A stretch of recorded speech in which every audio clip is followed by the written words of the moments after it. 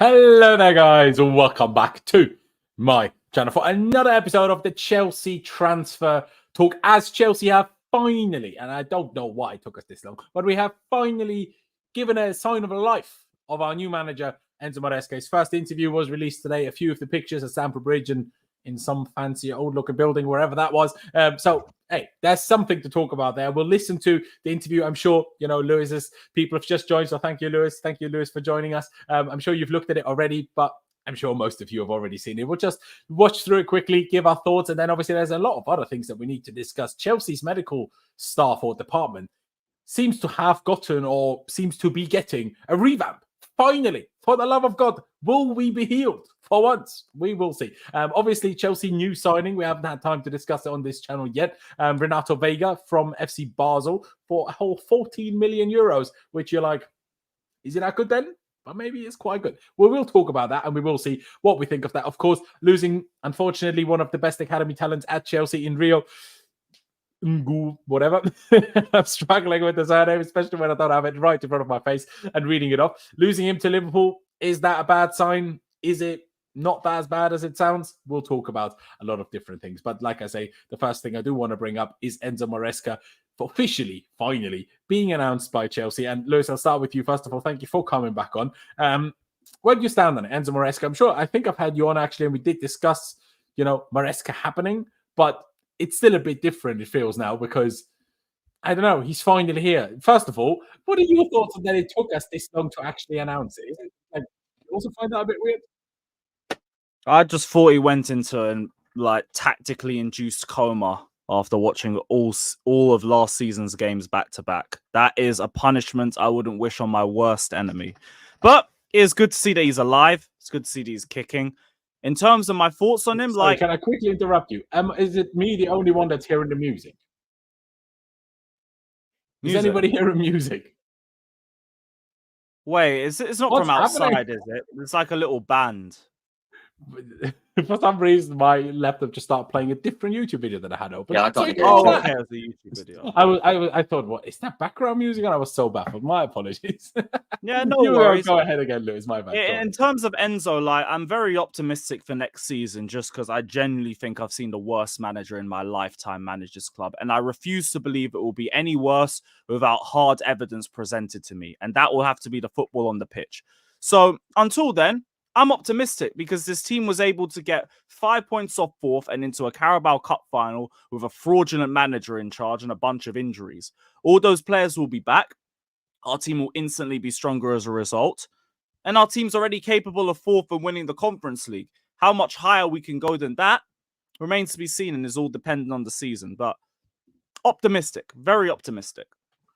I am optimistic, and some people might be surprised by that. I feel like I've gotten a lot of I'm the negative guy stigma recently, but I'm optimistic as well. It smells of a little bit of, I don't know, when we hired Sarri a few years ago. Now, obviously, a lot less experience, but at the same time, while Sarri was old, he wasn't really that experienced either, because obviously he started at Empoli, then he went to God knows where, and then he was at Napoli, and that was it, really, until we got him. And Enzo Maresca has obviously only done 14 games at Parma and the season at Leicester alongside his, job in the Manchester City Academy or as Pep's assistant. But I'm still somewhat optimistic. I don't fully share the same feeling as Lewis in the sense of, yes, we were only 5 points off top four, but I feel like while we underperformed in some parts of the season, we overperformed in others.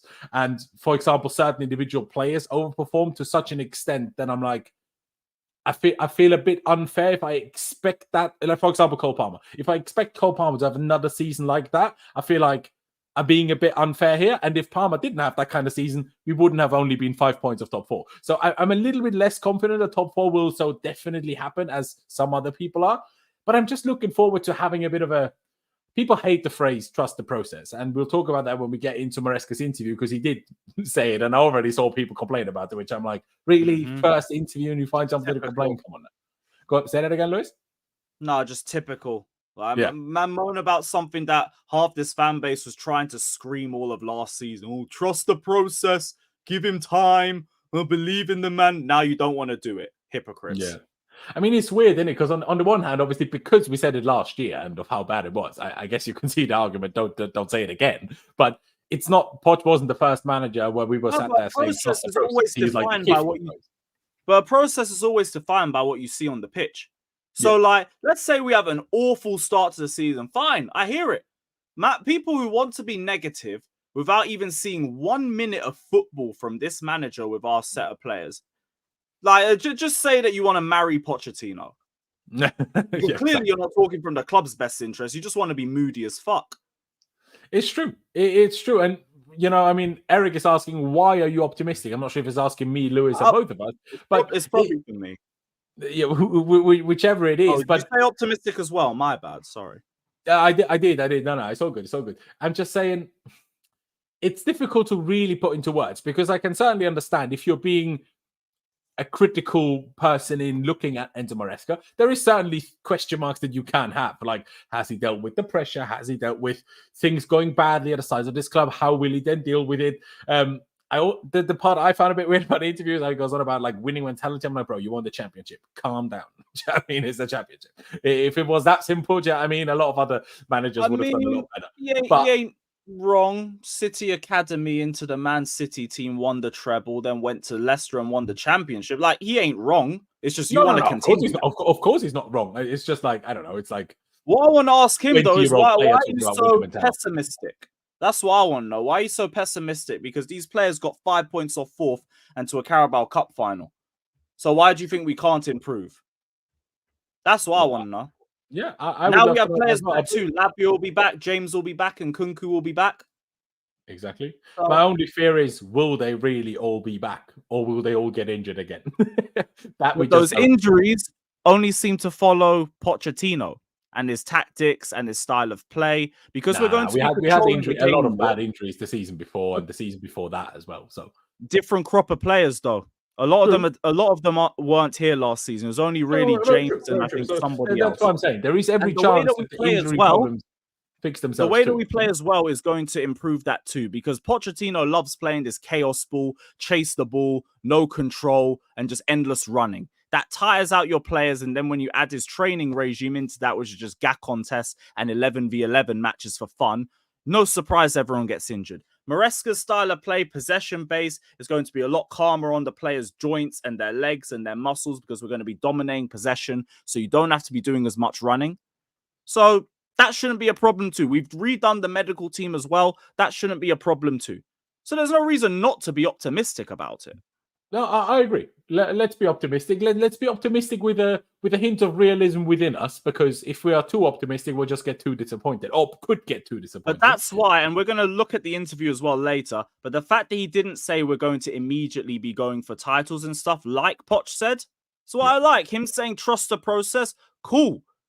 We will see what the process is, because as long as we're progressing, there's no reason for anyone not to believe it.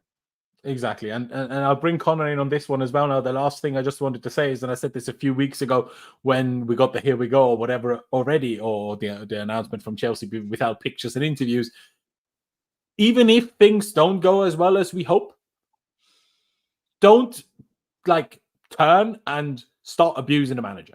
Like, it is the ownership and the sporting directors that decided to hire a very inexperienced manager to put on top of a very inexperienced squad. That is a tricky combination. How many teams in the past do you know of that have a young team and a young manager and have been super successful? There are not that many examples of that.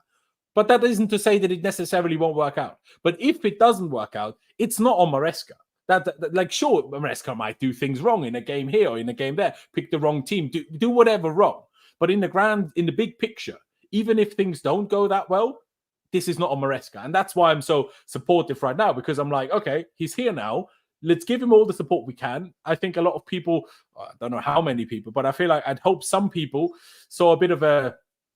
got a bit of a shock when they read those interview or those words by Moises Caicedo, when he was talking about how much of an impact the negativity at Stamford Bridge from the fans had on him. And if it had it on him, it might have had it on others. And that's why I'm like trying to avoid putting that again on Maresca, putting that on the players again. So I'll most certainly be optimistic for a long time. And why wouldn't we? Like, be optimistic until they prove to us that there's reason not to be optimistic, is my standpoint on it. Conor, first of all, thank you for being here as well. Obviously, we've had you on talking about Enzo Maresca from a tactical perspective in the past. You've made it clear then you are excited. Now it is finally official. Has the excitement level slightly changed now that we see a face to, well, not that we didn't know what he looked like, obviously, beforehand, but still, within a Chelsea setting, that we finally have a face to the name. Like, I don't know, just from this day, from when their manager is like, Chelsea release stuff, pictures, interviews, that's when it like feels like a real first day to me. So, yeah, I'm excited. Yeah, I'm very excited. I was excited from the get-go, as I said. Like, I pretty much said from the get-go when I was speaking to you guys about him being hired. I think he's the perfect actual fit in terms of style. Forget resume, forget that thing, because like, again, that wasn't an option this summer. The people on the list didn't have a resume to back in. So at that point, you are looking at their style of play and how they suit the current crop of players. He's perfect in that sense. He is a complete different type to what we've had before with Poch, and this is the type of squad that we're building towards. I'm so excited to see how it goes, because as well in the interview, like you said, we're going to speak about it. Two very key things he touched on were exactly two of the main things I wanted to hear from him, and they mirror exactly how I feel about, one, the squad that we're building, and two, the way he's going to work with that set squad of players. So definitely his style is best suited to this squad, and I'm buzzing. Like Lewis was saying, and like you were saying to the chat, I don't see why he wouldn't be at this point. I think it's that point where you have to get behind the players and realise, as good as I'm one of the people that sort of thinks Poch, as much as tactically I really didn't like him, there is some parts of his tenure that I don't mind, in the sense of bringing the players to a more of a unity and a togetherness between them. But I do think, I always said that throughout the season, he was never going to be the man beyond that. So I'm glad that it's now being handed over to somebody I trust more to get the best out of the players from a playing standpoint rather than just a mentality standpoint. I do agree with that. And I would wonder how, if say, obviously then he wouldn't have had the championship, but let's say in an alternate reality, Maresca had already won the championship with Leicester before last season, and say we would have hired him at that point. Would the whole building a team, the chemistry, seemingly the players get on extremely well with each other? I know there's a few like exceptions, we had Jackson, Madueke, and who else was it? Palmer, I guess, fighting for over the penalty, these kind of small things. But let's also not forget, these are young men. Like, a lot of you watching will still be young men. A lot of you will have been young men before. Hey, sometimes emotion and being a bit hot-headed, that's part of being a young man. Like, it's literally part of it. That doesn't mean you hate each other. But I do wonder whether someone seemingly, and we'll see whether that turns out this way as well, so much focused on tactics like an Enzo Maresca, is whether he would have been able to create such a bond within the team, or whether playing this weird gung-ho, all sorts of mental kind of football is a bit more, I don't know what word to use, but a bit more unifying, if that makes sense. Well, if you're all on tactics, then it's like, okay, we're all trying to play to a tactic here, but you messed up. You didn't quite follow to their tactical structure, and that's why we didn't score, or that's why we conceded, or that's why we lost this game. When it was Poch, because there wasn't really so much of a tactical setup to that detail, except towards the end of the season, to be fair. There was less of that kind of blame going around. Sure, you could lose your man, but there was not like, you see, we're playing this 2-3, 4-1 system here, and you were in the wrong position when you were trying to invert from right back to centre back, or the other way around. Like, I feel like maybe for this perspective, it's trying to be better. I'm trying to pick up positives rather than having picked another better manager last season, because that's still the thing that I won't get over. They were trying to sell us last year how Pochettino is the best manager for us to get. And now they're like, Maresca is now the best manager for us to get. How many more times will you say this? That's my only worry. Is like, trust the process. Yep. I will. A lot of the fans will. But will the board? I'm not reading any statement from Winstanley and Stewart on these law. Like, I've looked at what's the shit they said about Poch, and they lied out their teeth. Exactly. So that's exactly my point. Give me some good football. And even, I'll bring up the interview in a minute. You touched on it earlier, and also someone in the chat said it. The fact that Maresca didn't like hype up, okay, we're going to win this and we're going to win that. I think part of that, as much as you can't sit here and blame Poch, I think a lot of that is also down to the questions that they get asked. Like, if you get asked the question, what kind of expectations can the fans have going into the season? Well, then he's going to have to talk about expectations. If you don't get that kind of question, you don't even have to talk about it. So a lot of it is not purely just what did Poch say and what did Maresca say. maybe also Chelsea have learned a little bit in what kind of questions are a smart question to ask in this kind of scenario. But, that's a whole separate one. I will bring up the interview now. I'm aware a lot of you probably will have seen it, but it's not that long. We'll go through it quickly, and we might pause it at one or two occasions, see if they say anything interesting, or if there's anything interesting to add along to what he said. And after that, we'll move on and have our final few words on Maresca before going on to another topic. Everyone happy? Enzo, first of all, a very warm welcome to Chelsea. How does it feel to be sat here today? Thank you. Yeah, very happy, excited. Will be a fantastic journey. And exciting to start as soon as possible.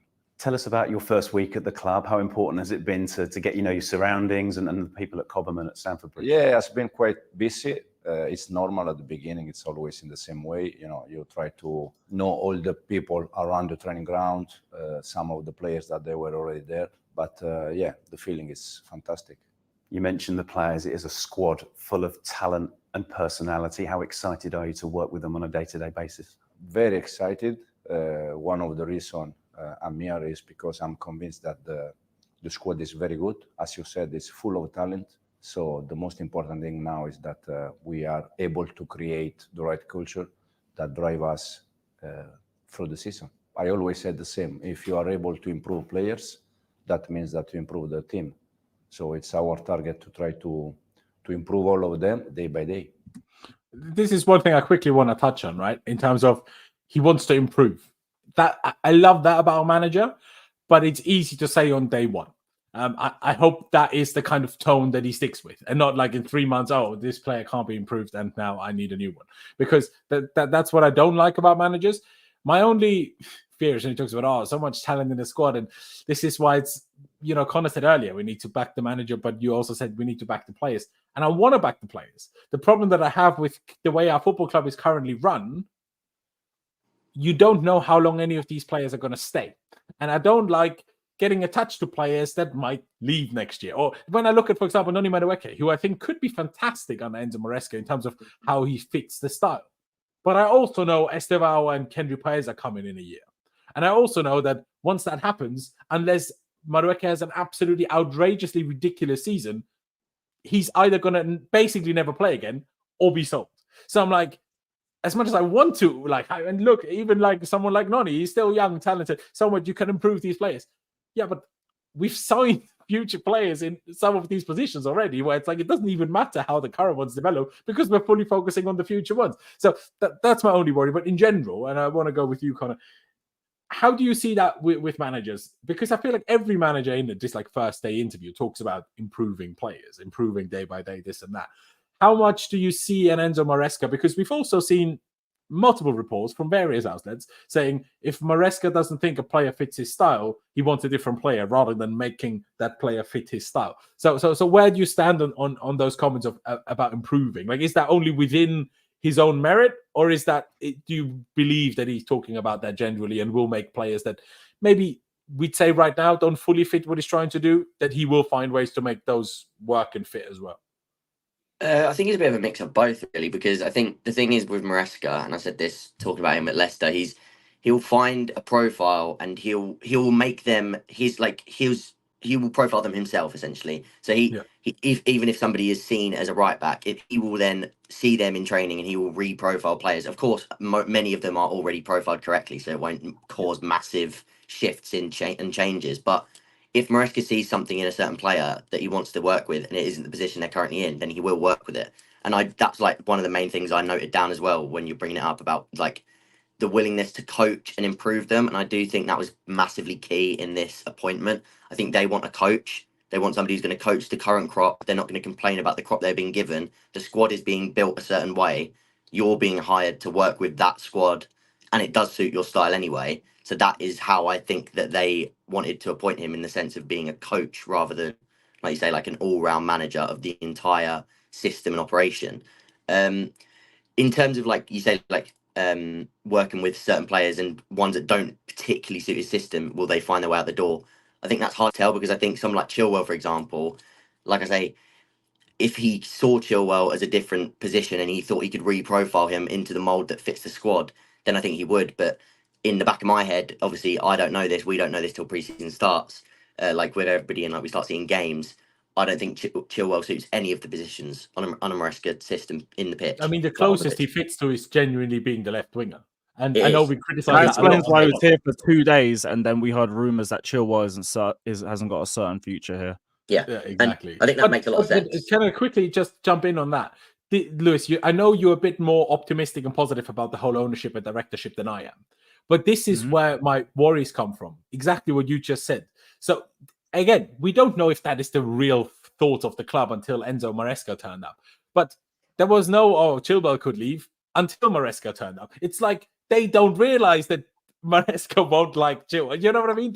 I'm not saying that is the case, but I'm saying they need to work the public better than they are, because this is the kind of vibe that they give off, that they don't have a clue, because there was no talk about selling Chilwell until Maresca turned up. As soon as he turned up, actually, he might not fit. Shit, what do we do now? That makes after the last 4 months we spent, we want to sell Cucurella, no matter how good he's been. And that just goes against, I don't know, it just doesn't make sense. But that's more of a good thing, if anything, because Chilwell sucks.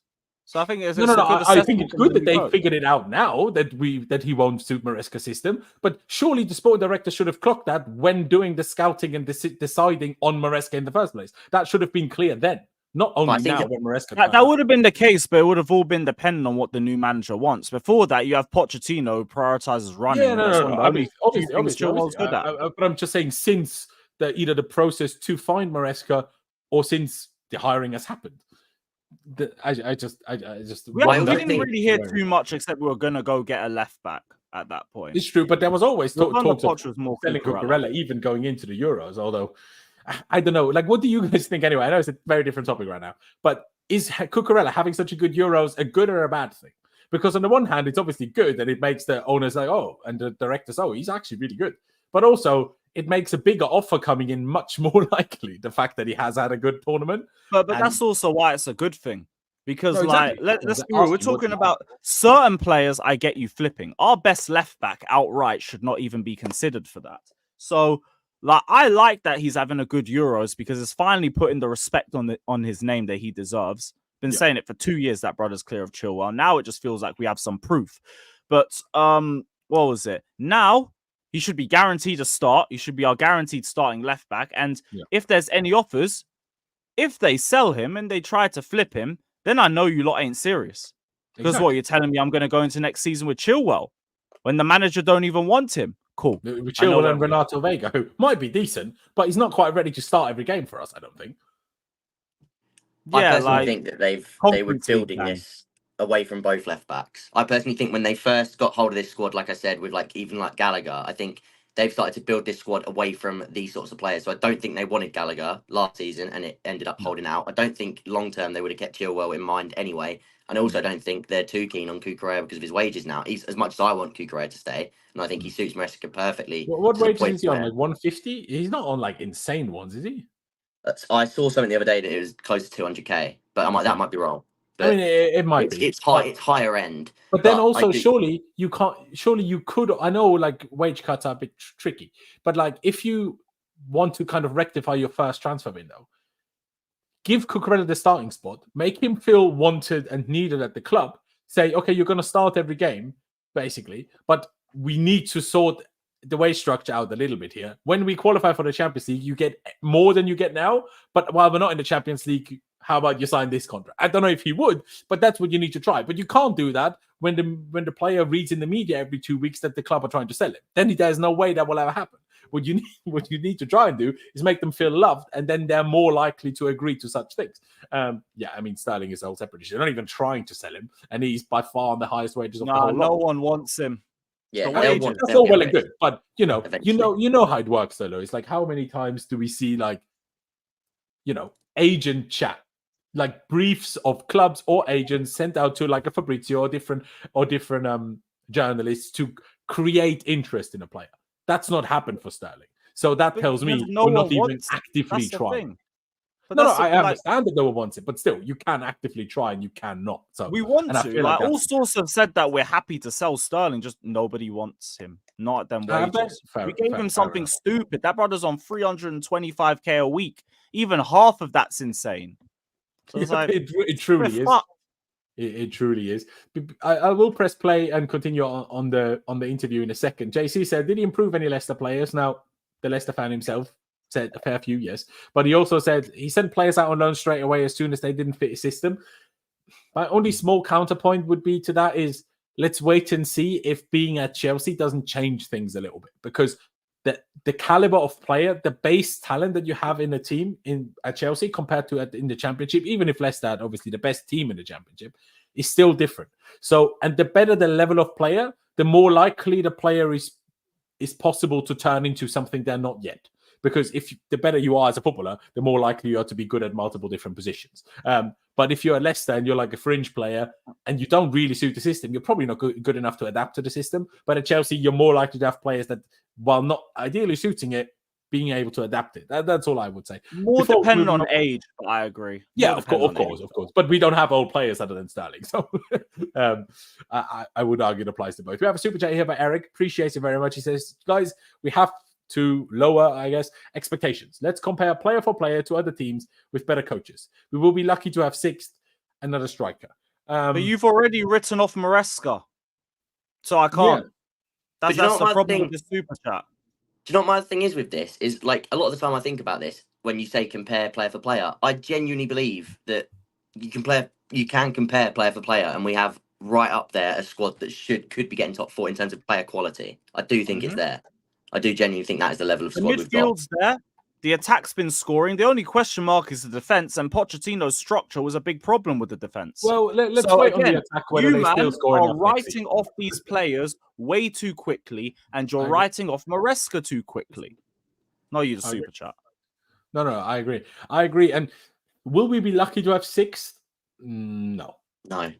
But I think we do need a little bit of luck to get top 4, in my opinion. I agree with that. Last season, while I may agree on talent, with what Conor said, that we are right up there, I think in terms of where they all currently are, purely because we have a younger squad than pretty much anybody else that we are trying to compete with here. Right now, maybe some of their players are, I would give them if you do a compare player v player, I would maybe edge it for some of the opponent's players purely on the basis of experience. And our players barely have experience. So, but in terms of potential, I absolutely agree with Conor. But that's the kind of thing that we need to see going into next season. And JC said earlier as well, like I highlighted it there. We'll get back to the super chat in a second. Where is it now? Like he says, let's cut the Hollywood and see what he puts out on the pitch. And while I appreciate that sentiment, it's July 8th. Like, what are we supposed to do until now? Just be quiet? Do you know what I mean? Like, yeah, once we get to the start of the season, that's what we will do. But now the season or preseason, in terms of games, hasn't even started. So now all we can do is go on the basis of before. We can't go on the basis of what we've seen in Chelsea yet. So, like, do you know what I mean? There's nothing else we can do. But, yeah, the whole better coaches thing, I don't think United have a particularly great coach. I mean, Ange, there were certainly times where we all got a bit carried away with Ange football, but then the second half of the season that really didn't work out anymore. So let's see how that goes in the second season. I don't feel like we're here where like so dramatically inferior. Also, let's not forget Liverpool went from Klopp to Arne Slot. It's like in terms of if you're fully going like how good is a manager, it's a big downgrade. It's like that I guess gives us a little bit more of an opening as well. But let me get back to the interview and we'll see if we have any other thoughts to make on that. And we saw last year, obviously, with the incredible success at Leicester, the style of play is so important to your philosophy, isn't it? Yeah, absolutely. I think every manager has their own idea or style. The mine is it's quite clear. Yeah, as you said, last year was very good, but it's already finished now. New chapter, new squad, new club, and yeah, very happy to be here. And you bring with you such a winning mentality from what you've achieved. How important is that moving forward? I'm sorry, but this to me is a bad question from Lee Parker. Don't ask, like, why? Why are you trying to sell it to Chelsea fans that we've got this absolute serial winner here? And I'm not saying he hasn't won anything. Clearly, he has won the championship, and he's also played a part in City winning the treble, and City doing a really good job at youth football. He has. But I'm sorry, compared to the managers that this club has seen over the last 20 years, you can't sit there in the first interview and ask him, you bring such a winning mentality. I'm sorry, for me, that's just a bad question. Like, just don't ask him that question. Because he wouldn't have come out with that. Just No, yes, he has some winning mentality, but not compared to what this club has seen before. So don't even talk about winning mentality, man. Just like be normal. Let him talk about tactics, not winning mentality, for flip's sake. I'm not saying everyone has to agree with that, but yeah, just a quick take before we answer. It's the main point. It's the main point because when you join a club like Chelsea, you have to know that it's a club that has to win. So for us, we're gonna try to do our best to be there, at least to fight and to compete with that clubs that in this moment they are winning and they are there fighting to win titles. And this is what I think you touched on, Lewis, and I think what Conor touched on as well, that he doesn't sit there like Poch did last year and say, yeah, our aim is to win immediately. Our aim is to win this and that. He's talking about competing. He's talking about being in the fight, which, first of all, is realistic. And second of all, is the minimum expectation. I don't think anyone is going into this season after the last 3 years we've had, at all expecting us to challenge Man City and Arsenal realistically for the title. Like, it would be nice if it could happen. And if you think of like a Jose 13-14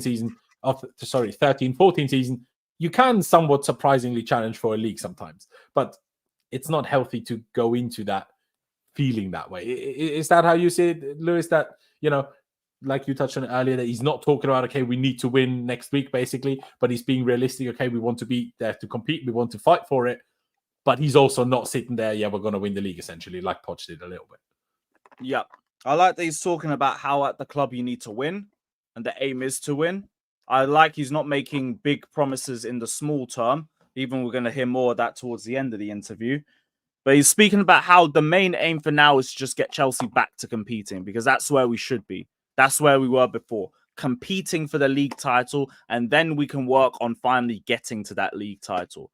But it's all about the steps. That's why I listen to the whole trust the process thing. It's just my whole thing is I believe in progress. The process is progress. So that's why I wasn't listening to none of the crap last season. But this season, there's no football to judge. So I'm going to wait for football to be played before I start judging positively or negatively. Until then, I got no reason not to be optimistic about where we are right now. I just hope, because I agree 1000% with you, that process has to also show progress. I do still want to say, though, that we need to also be realistic with that a little bit, because progress is not linear. Progress is not you get better every day, every week, and every time you play again, you're going to be better than the week before. That's not how it works. Sometimes it's one step. I wasn't saying that. No, I'm it's not a long saying, season, isn't it? You're saying that. I'm just saying a lot of people, like, if we do have a bad spell of, like, I don't know, say 3 draws and a loss or something, which may happen, you know, even under Jose Mourinho and the best managers we've ever had, we were usually bad in November. So, like, I mean, yeah. So that's all I'm saying. Like, let's be realistic. Sometimes it is a step forward, a step back. We're October to November run. Exactly. I can't even remember who we're playing then, if I'm honest. But is it tough in October, November? Like Newcastle, Arsenal, Liverpool.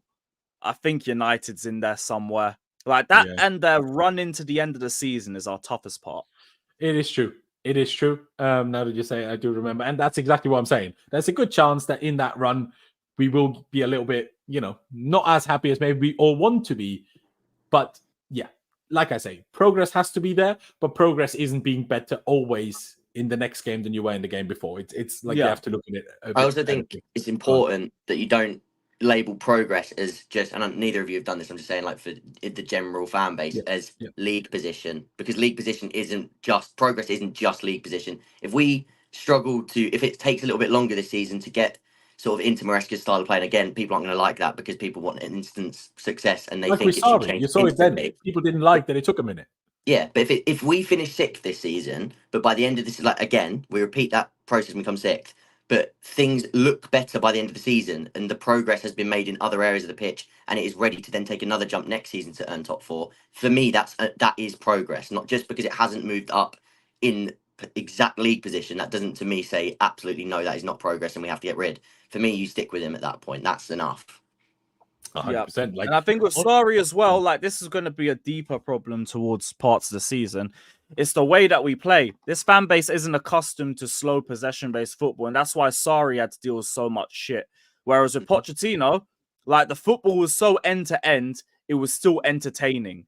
at least entertaining to neutrals. That's why everyone loved watching Chelsea last season. Yeah. When we have bad patches under Enzo, it's going to be slow possession football. You're going to have all aspects of the ground screaming, hoof it forward, pass it forward, and all that crap. So I don't think he's going to get. And then we'll bring Mark Guiu on, and he'll Renato Vega will play an 80-yard pass, and Mark Guiu will just score some sort of ridiculous header. Hey, he's meant to be good in the box. We'll see. No, we'll see. Baby Torres. Maresca will sub Vega off immediately if he plays a pass longer than 20 yards. No, I'm joking, obviously. But yeah, let's continue with the interview. I hear it. Yeah, it's true. Let's continue with the interview because there's a couple of things I want to touch on at the end, and I don't want to have the stream for 3.5 hours. Throughout your career as a player and as a young coach, Enzo, you've worked with so many big personalities, big managers. Yeah. Has that helped to shape you as a coach? Absolutely. As you said, Ancelotti, Lippi, Pellegrini, all of them very important manager. I think we all try to take things and then we create our own, box with all these things inside. And it's what I try to do since I start to think to be manager. And here at Chelsea, we have a rich history of Italian players and managers. I know you're smiling at that. As that helps, with regards to your decision and coming here and the idea of building a legacy of your own. One of the reasons for sure. I'm very proud to be, again, one Italian manager again here. Probably there is something between Chelsea club, Chelsea family, and Italian people that works well. You've spoken about those relationships and also the importance of culture. With that in mind, how important is it to build a bond with the Chelsea supporters between the players, the coaches, and the fans? In this moment, for me, is when you join a club, you always try to analyze what the club or the team needs to improve and to do the right things. And for me, it's quite clear we need to create as soon as possible the right mentality, the right culture, and culture that the fans, they can be proud of the team.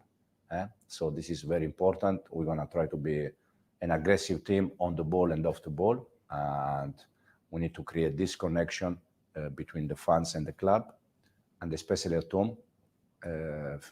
When you have your own fans behind the team pushing, it's like to play with 12 players. And this is what we have to create here.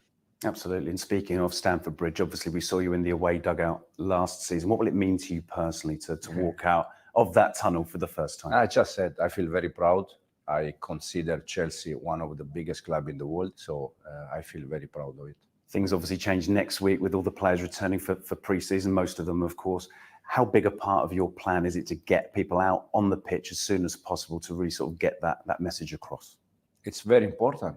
It's important because we need to know each other. I already know all of them, to be honest, because I watched so many games in the last 2-3 weeks.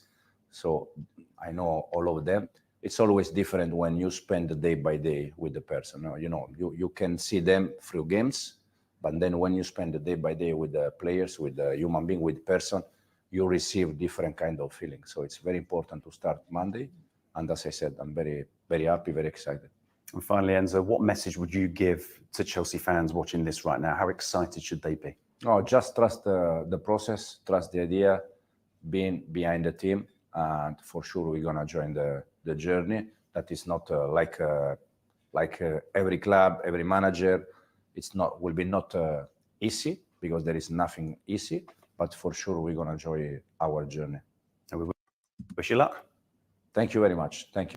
Connor, I'll go to you first. You said before we watched the interview, you said there's two particular things that you enjoyed him saying. I think one of them was about winning. What was the other one again? I'm not sure if you said it already, but working to improve the players, actually coaching them, like I said, like that. I know a lot of people say that, but I think that was like key for how he was hired, and the praising of the group that's already assembled, and the fact that he actually because I think it deserves more praise than it gets, because a lot of people actually don't like the group that's been assembled, which to me, and I understand other people have different opinions of the squad that we've got, but I think it's very, very good. So I like the fact that he's willing to work with them, willing to coach them. And as much as some people think that would be PR, I do genuinely believe that they will suit him. Most of the players suit him anyway. So I do believe that when it comes from his mouth. Fair dues. Yeah, fair dues. A couple of things that I just wanted to say. First of all, I love that he speaks English properly. So that's already a significant improvement on last year. And even though I don't like the word aura, especially anymore, and especially because some people kind of wasted it. Some people even use the word aura on Poch, do you know what I mean? Just because at the time it was in comparison to Potter. So you ruined the whole thing. Have you seen even Bayern Munich tweeting aura with the picture of Elise? I'm like, what is this? Why is this word gone like this? Anyway, because I don't really like it, I don't want to say it, but he kind of has it. Like, I don't know, the voice, he seems commanding, exactly the suit, the bald head, the beard. I don't know, it just works. It just works. Hey, I'm a fan. I'm optimistic about it. Like I said earlier, but I was also like that on the Poch last year. Once that first Poch interview came out, as much as in hindsight there was a few things to question and criticize, that was still the moment when at the time I was behind it. Even if when the first links came out, I didn't want Chelsea to hire Pochettino. And in hindsight, but I want to be proven right or whatever you want to call it, in hindsight, I was right to not want him. But at the time of when they first started, like Lewis said earlier, we haven't seen any football yet. So there is no need and no point in criticizing him yet. Sure, you can criticize, okay, that he doesn't have more experience. How badly... I'm not saying how badly of a job he did, but how badly his job at Parma went. The fact that he got sacked after 14 games. That isn't great. And there is certainly a few small question marks there, but let's give the guy a chance to, give us the answers to those question marks rather than trying to speculate and interpret answers before we know them. That's all I will say. But I think that's enough on Maresca, because we do have a few other things that we do want to discuss on that note. Unless obviously either of you boys still has anything more to add, but I think we covered most of it. Chelsea have hired former South Africa rugby and AFC Bournemouth medical director Craig Roberts to become their new head of performance medicine. First question, and I'll start with you, Conor. What's our fable with rugby? Because didn't we last year get this New Zealand guy who was also a rugby guy, and then we let him go after 6 weeks because we realized actually it's not a great move. So now we went for another rugby guy. But at the same time, rugby is a very physically tough sport and a very injury-ridden sport. So if you know how to deal with injuries in rugby, you probably know how to deal with injuries in football. So I guess that's my positive spin on it. What do you think? Yeah, again, I've not massively sort of got much background with the medical sort of side of things, but a few people that I went to worked in clubs with, obviously I knew a few of the medical teams, and I do think they probably do translate. I think a lot of the work they do, sports massage, sports and exercise science, that sort of those practices are all lead themselves towards pretty much every sport. So if they've come through in one area, there's a very high chance that they can replicate that in others. If it works, at this point, if anything works, I'm happy to go with it. But with the medical team, I just think it's one of those things now where you've got to try something. And I do think I echo massively what Lewis said earlier. I think we have had bad, like you said as well, we have had bad injuries in the past. But playing a more controlled and settled possession where you're not having as many intense sprints per 90, and you're not constantly asking these players to go up and down at a constant rate, that will naturally lower the fitness and injury issues. So it has to be a mixture of the two. And if this helps it, then by all means, why not try it? Exactly. And just quickly, it's quite funny that you're called eye test merchant and you struggle to read. It literally says he was at South Africa rugby, but also at AFC Bournemouth. So why you say you need to hire people who've worked in football? Well, he literally has. Go have that eye test, mate. Maybe you need some extra glasses. Lewis, I won't focus on, again, that he comes from rugby, but in general, and I want to highlight this as well, because this is even a bit more detailed.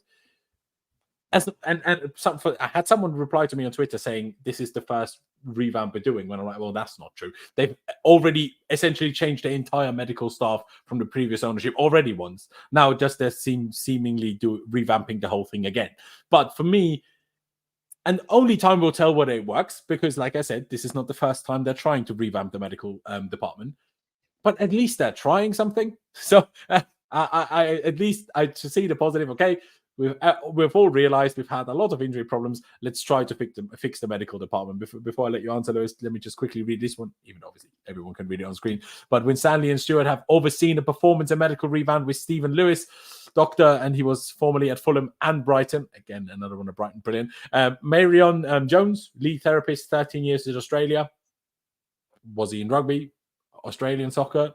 Was it football over there? I don't know. And also Richard Aikenhead, fair enough, head of performance insights, and formerly with the FA, all joining Chelsea. Lewis, I assume you see this as a good thing? We're revamping, we're trying to like make things better, even if, like I said, we've tried to revamp it before and it didn't work. But you'd hope and assume that they learn from past mistakes and maybe this time it works. Yeah, like I'm glad that we're addressing it at least, but I don't really have too much opinions on it. I already thought our injuries were going to improve just based off the fact that Poch is gone. Now that we're, I guess, addressing the medical team, cool.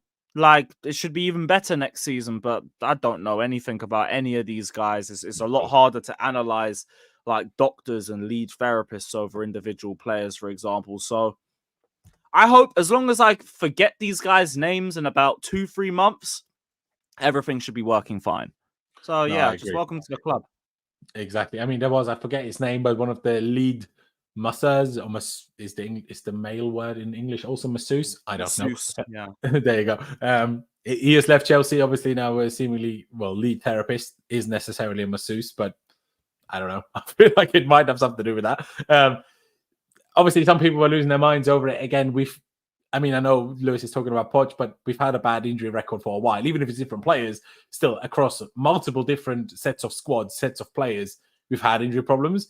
And if you have different players but continuous injuries at a football club, likelihood is the football club is the problem and not the players. But at the same time, we did also sign a few players that didn't have the best injury record even before Chelsea. But that's a separate thing. The only thing I would say is, we can certainly blame Podge, whether it's the Gasol test or whether it's, the style of play that he has.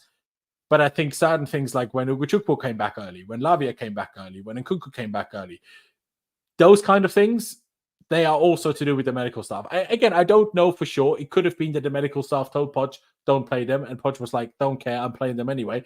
But I don't feel like, as much as he might be an idiot, I feel like he's probably not that big of an idiot. So you need to, the medical staff in that sense for me also needs improving. But again, it's a bit like what JC said earlier about Maresca. Only time will tell whether this is really a good thing or not. But like I said, I think it's at least a positive that we're trying to do something about it. Anything you want to add, Conor? I mean, ex-Fulham, ex-Brighton, 13 years in Australia, ex-FA. I mean, ex-FA, I don't know. Like, you only see players, once every few months? I'm not sure how ideally suited that guy is to sort all of our permanent injury issues. But I'd hope as a combination, like I said, maybe they've learned from mistakes and hire better people. You'd also think, because that's one other thing. Obviously, we've spoken about initially when the owners took over, that they didn't know about football. And we kind of still suffer from that first transfer window, even if that also, as much as we love him, goes to some extent on the back of Thomas Tuchel with, for example, I really want Sterling and I really wanted Aubameyang and these kind of signings, and being on high wages at the time still. Now they've realized, okay, we want to do lower wages, but shit, we already gave some signings massive wages when we first signed them.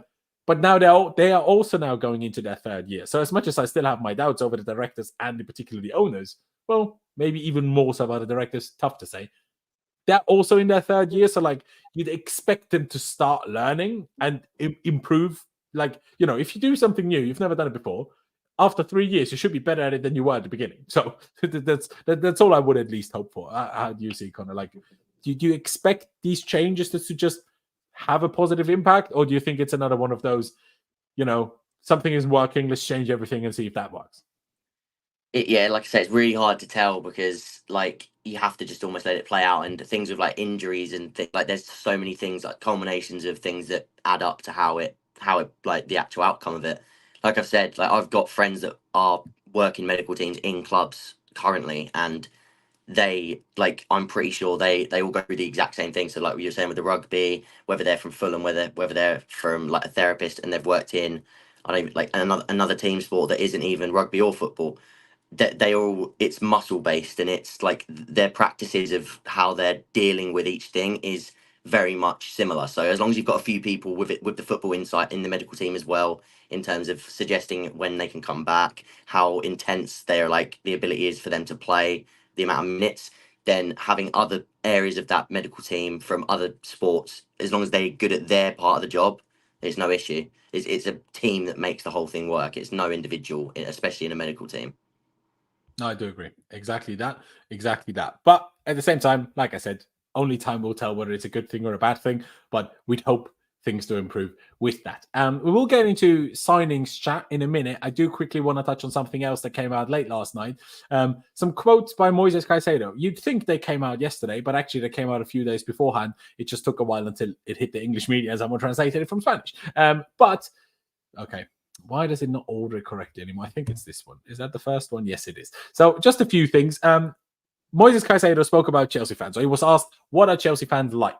And he says, at the beginning of the season, some of us, the players, were getting attacked because we weren't doing well and the fans were attacking us. It was hard for me because I preferred to play away than at home because the fans were attacking me.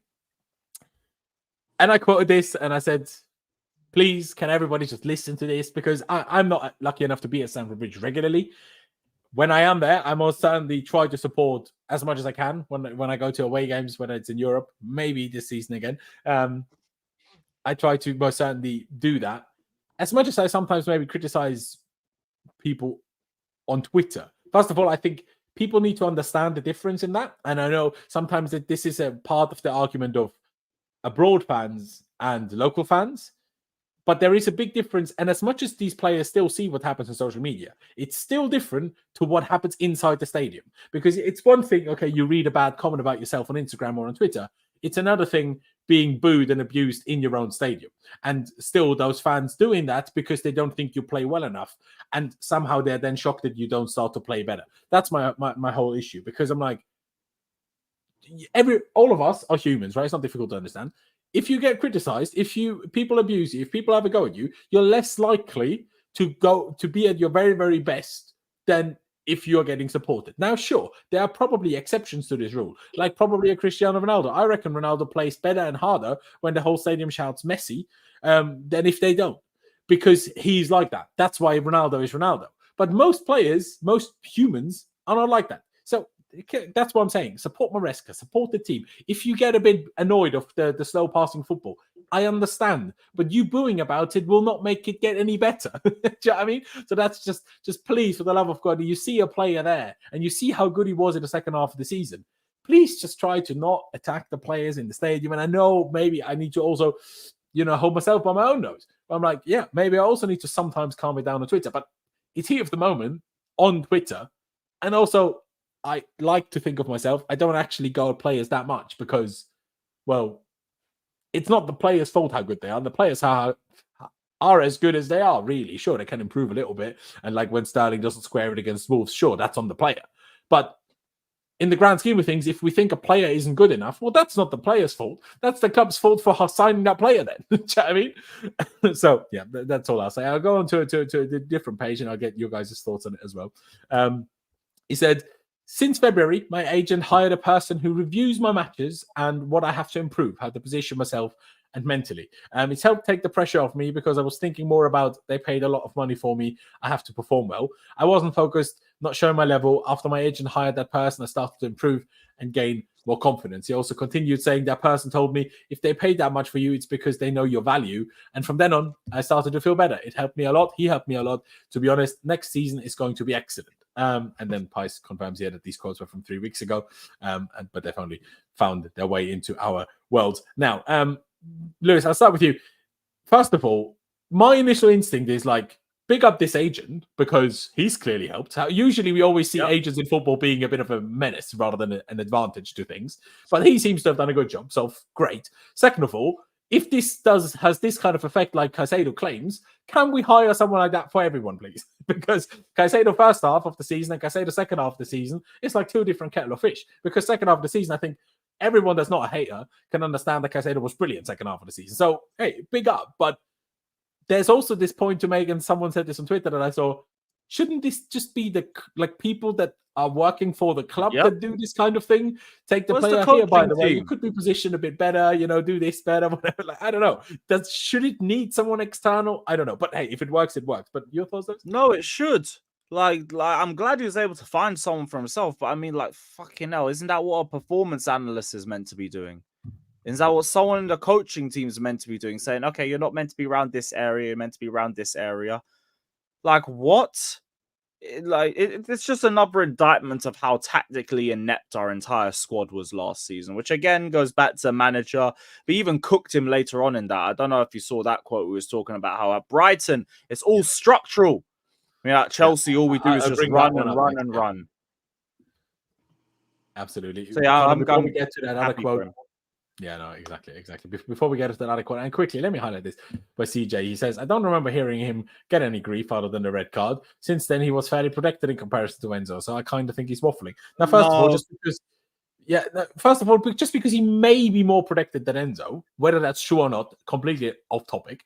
But regardless, who are you, CJ, to tell Caicedo whether he is allowed to have felt attacked or not? Surely that's kind of down to him whether he felt that way or not. It's not up to you. Oh, I didn't hear it, so that's why it didn't happen. No, it's like that's not how it works. If he felt there was like attacked, away games like Wolves and Man United where like the players were the ones getting booed off after those performances, and like I understand that as well. When performances aren't to an acceptable level, be critical and be vocal about it. I don't mind a boo at half time, by the way. That's the only time a boo for me is acceptable. I don't like a boo for a sub because no one knows who it's directed to.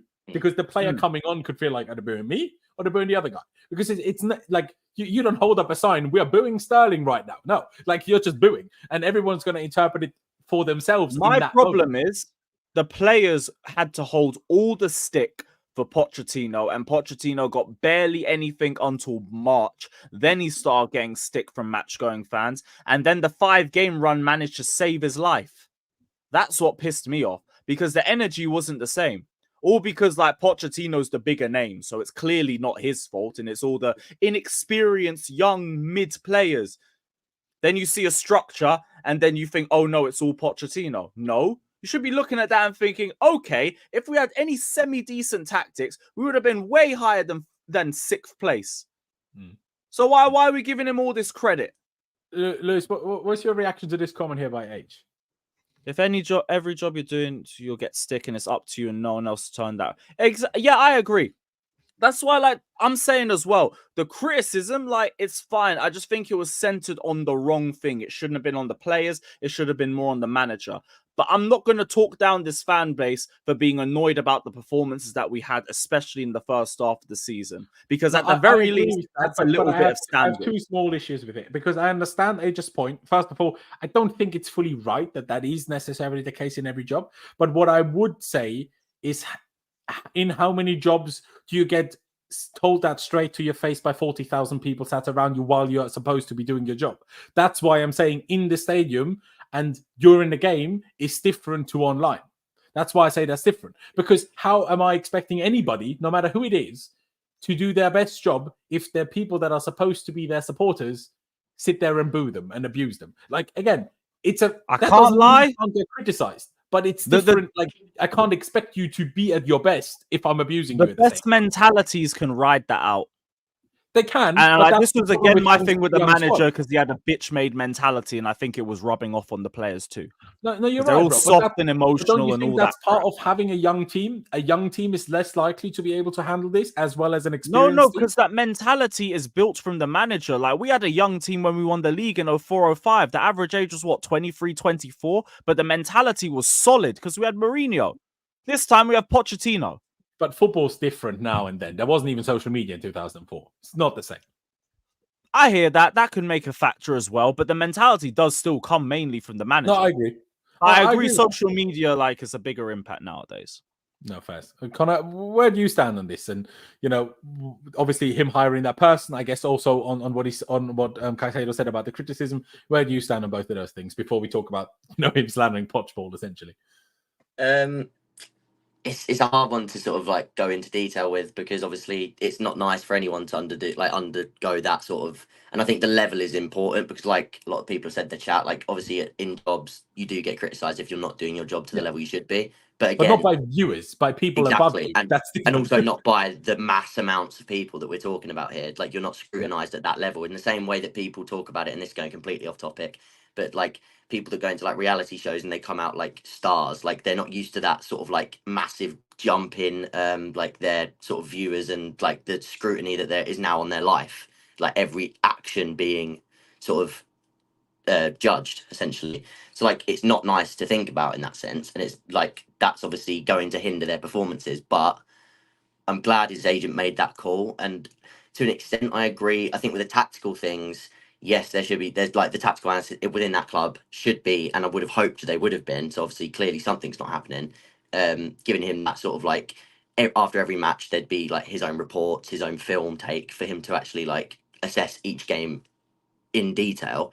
The bit that can come from external factors is sort of that psychology point, especially with some clubs that prioritize it maybe less than others. So I'm glad that he's at least got that from somewhere in terms of giving him that sort of external confidence and psychological help that he maybe needed to get through that rough patch. But it is what it is at the end of the day. Like I say, it's not nice, but they are being scrutinised at the top level, and hopefully things will start to ride longer and longer as people come through. Like you said, Lewis as well, the manager. Hopefully with Maresca, they've gone through that season with Poch and they've learnt from him a little bit, and now they're going to come in with a more of a calm, more of a sort of more figured out manager in that sense. And hopefully these sort of things start to add up and sort of pile on top of each other in a good way rather than a bad way.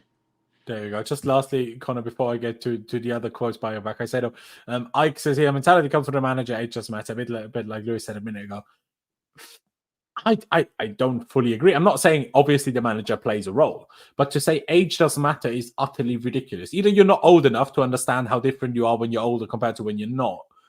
But also, even if that was to apply, it doesn't apply when you've just signed all the players, because you need, even when the manager does do a good job at that, you need to give the manager time to teach that mentality, because Ike then goes on and says mentality is bred, not learned. Well, yeah, that's why we shouldn't be selling all the Cobham players, because we did breed it into them, but the ones we signed, they might not have been bred that way. That's the whole point. That's the whole point of the whole thing, because like, let's give the example of Caicedo. He was signed last summer. We couldn't control how he was bred, if you want to use that terminology, beforehand, whether that was at Brighton or in his youth times in Ecuador as a kid by his parent, whatever.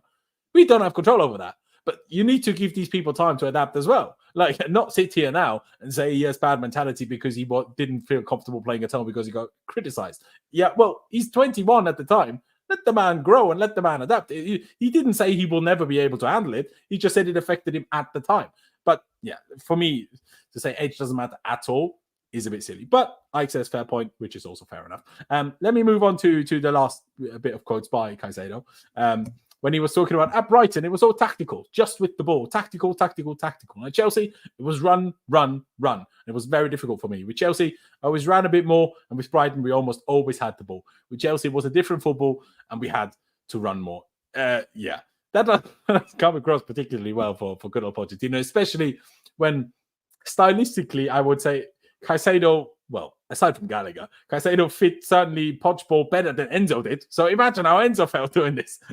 Yeah, I do feel bad for him.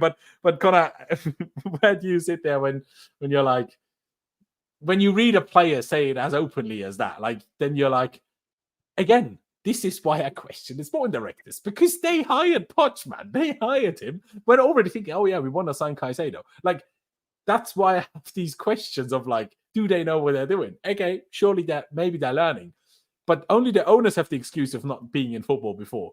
When Stallions, dude, were in football before turning up at Chelsea, and they still don't seem to know what they're doing very often. But yeah, where do you stand on this, Conor, before I get Lewis to speak on it?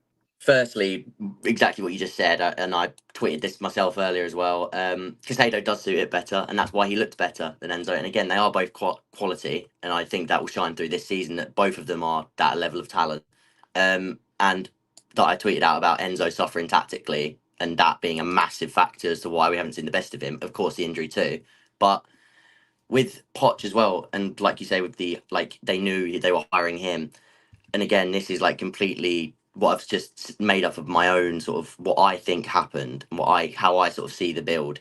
I thought that Poch, even from the get-go, even though what they said, I always sort of thought Poch was only going to be like a 2-year thing. So I do think that they were sort of building the squad not for Poch. Like, it was almost two separate projects, almost building a squad that isn't for Poch anyway, and then bringing Poch in and letting him sort of bed it in, whilst already they know in the back of their minds that he's not going to be the man to take that squad that they are building to the level they expect it to be. Of course, that is like my own theory. Nobody knows that.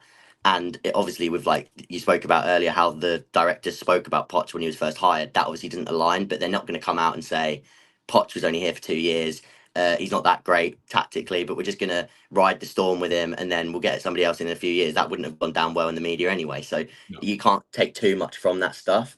But that's how I see it. So yes, you can criticize the sporting directors for the Poch appointment in isolation, but like I say, from my perspective, I did always think that Poch was only going to be there for 1 or 2 years, even from the first day he signed, which is why I've always sort of been at peace with the hiring of Poch, because I was never worried that it was going to turn into a long-term thing. And luckily it hasn't. No, I hear that. Yeah, it's a tricky one, but we'll get to another topic of players leaving because they don't see a pathway later. That is one other thing that where I get what you're saying, Connor, but at the same time, who knows if we already played Maresca ball last season, would Olise have been more likely to pick us rather than now being in an unknown situation? How is Maresca going to be? And what he saw on the Poch last season was a bit more questionable. Those are the questions we don't have the full answers to, but certainly not something that I think we should just ignore and pretend isn't a thing. But Lewis, obviously, I know what you think when you see these comments. You feel vindicated, I suppose. But how bad does this look on the manager, or the ex-manager now? Because bloody hell, that is a bad thing for a manager to say. And let's not forget, like, obviously they're not from the same place, not by any means, but still, they're both Spanish-speaking, they're both South American. And even Caicedo, he's not slagging him off here, but he's just saying it was different. It just really wasn't for him. And that's what so many of us said so much of this season, wasn't it? That we're not playing to the best of the abilities of the squad that we have. And that's, for me, always usually a sign for a bad manager. Like, you need to see what your squad is going to be good at and play what they're going to be good at, not play how you want to play, even if it doesn't suit your squad. So in terms of like this being a terrible indictment on Pochettino, I wouldn't even say that, because fucking anybody could have told them this. Like, this is just a little bit more vindication. I've told people numerous times, go back and find anybody who worked under Pochettino, and you look at their interview quotes on him. What do they talk about? Running, intensity, running, and some more running at the end of it. But no, we were told like, oh no, it's the players. They're the ones letting the manager and his tactical setup down and all of that crap. I've heard Kyle Walker talk about how intense his training sessions are with PTSD in his eyes. I've seen Ricky Lambert talk about how they just do endless running, and the one time he told them it's a bit too much for us, we need to lay off the running, he made them do double the laps the next training session. That's exactly who this brother is. All he knows is just running and running, because that's what got him to the dance at Tottenham, but it's not 2016 anymore. Same people wanted to say, oh, why would you want De Zerbi? De Zerbi got cooked 4 times by Pochettino. This is why, because it's actual tactics behind the way that we play. Not just run around and chase the ball and try and win it back because we can't hold on to it to save our lives. Like, cool. This didn't tell me anything that I didn't already know about Poch. It just gave me a little bit of vindication. Poch outs just continues to age and age like a fine wine. This is more of an L for everybody who wanted to defend Pochettino, for everybody who had the nerve to flip-flop on Pochettino 2-3 weeks after we got battered 5-0 at the Emirates. This is the man you wanted to back. No tactics. No individual improvements. Caicedo literally had to go outside of the football club just to get some better analysis on his individual games. This is what you wanted to keep. Disgrace. Disgrace to this football club. Disgrace to the standards that Roman Abramovich built this club on. If that's what you believe. Have some shame, have some dignity. I hear that, but I still think too much of what you're saying now is putting blame on Poch, because the fact that Caicedo had to hire someone external to help him with that, that's not a Poch problem. That's a football club problem. See, I agree in terms of performance analysis, but you're telling me Poch can't look at the way that he's setting him up and think... yeah, obviously, but Poch is one guy. He doesn't have time to do that individual work on each player. So it plays a part too, because we were seeing a £115 million midfielder being asked to defend a third of the pitch by himself. And we were trying, why isn't this working? Caicedo's a waste of money. No, how about you look at the way you set up the team? That's why, like, I hear it. Like, the performance analysis stuff, they got to hold that too, but it still comes back to Pochettino at the end of the day. Yep, fair enough. Fair enough. Let's move on from that topic and let's go into talking about a signing Chelsea have actually made, which still couldn't believe when it all of a sudden came out a couple of days ago. Chelsea have signed a dude, and I'm just going to call him a dude for now until we go into detail and actually learn something about him. A dude called Renato Vega from FC Basel, obviously in Switzerland. 2003 born, left-footed, versatile defender / midfielder, set to leave Basel training camp to join Chelsea. That was a couple of days ago. Package will be worth 14 to 15 million euros. Personal terms agreed. Now, first of all, how is this dude 20? I think even when I'm 70, I won't look as old as this guy. But, you know, you do your thing, bro. Hey, as long as there's no fake passports involved and he's not actually 26, great for me. Lewis, I'll start with you before I let Conor go into a bit more detail. What was your reaction when we turned up with him? Was it a bit like, hopefully he's some sort of good gem? Or was it a bit like, who on earth are we signing this time? This is meant to be Calafiori's replacement at Basel. Fits a similar profile. I like the stuff I've read about him. I've only seen like 5 minutes of the guy, and I think he's just going to be competition in the Conference League, which, I mean, it's fine. Like, the Conference League is going to be a really good competition to give all those depth players something to, like, really develop and understand Maresca'S system with. Yeah. Cool. All right, welcome to the club. Like, it's cheap, relatively low risk, fills depth in a lot of positions. Tall, so he's got the aerial threat, so it helps out with the height issue that we had last season. Don't really have any negatives on this one, at least until I watch him play. The real question is just like, where's his level? Can he bring what he did in the Swiss League to the Premier League or even to the Conference League? If he can, great. It's another shrewd signing. We got another Calafiori for like a third of the price. Great. We have to see. We do have to see. Before I let Conor speak his mind on it, and we'll get a bit of an analytical thread on him up as well. Obviously, my girlfriend being Swiss, I do know a fair few Swiss people and also some Swiss people that are Basel fans, right? And what they have said is he's good. And, you know, especially in the beginning of the season, he looked good. But what they said, at least, is that he wasn't able to consistently be good.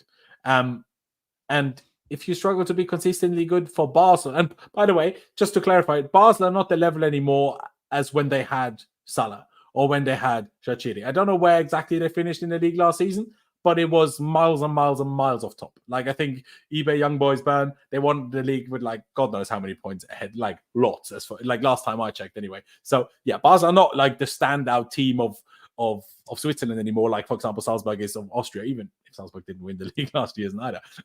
But yeah, I just wanted to highlight that quickly before people get too gassed. It's like, well, this is a big team in Switzerland and stuff. A few question marks still there, but like Lewis said, there are also positives. Conor, I'll bring this thread up from Felix, but obviously you speak your piece first and foremost, because there are a fair few positive things to think about and look at with him as well. And what are those positives in your mind? Yeah, that's a really good write-up on him. Like I say, like that's pretty much all the notes that I have written out, not online currently. Pretty much mirror quite a lot of what Felix said. So good one to have up whilst we talk about it.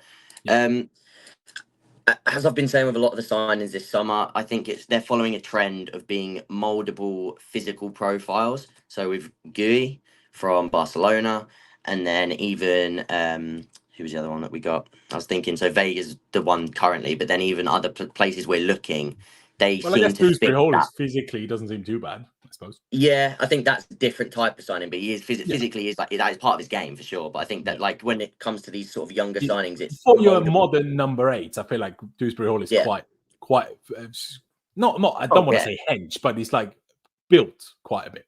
Yeah, he's fairly built, and he's works hard, and he's got that engine on him, sort of like physically like filled out as well. So yeah, I know you wanted to speak about more. We just haven't signed more real players, bro. That's what I mean. So they're the two. They're the two we've signed, but like a lot of the other ones I've written on. So like Duran, for example, similar type, like a physical profile that you can then mold into what you want because they already have a high level technical quality as well. This is something Vega has. This is something Gui has in certain areas. Maybe not as like complete in the sense of technical qualities as Vega, but obviously different positions. And again, in capital letters, Swiss Army knife, because that is exactly what these coaches want, especially when they're signing these sorts of players for this sort of price.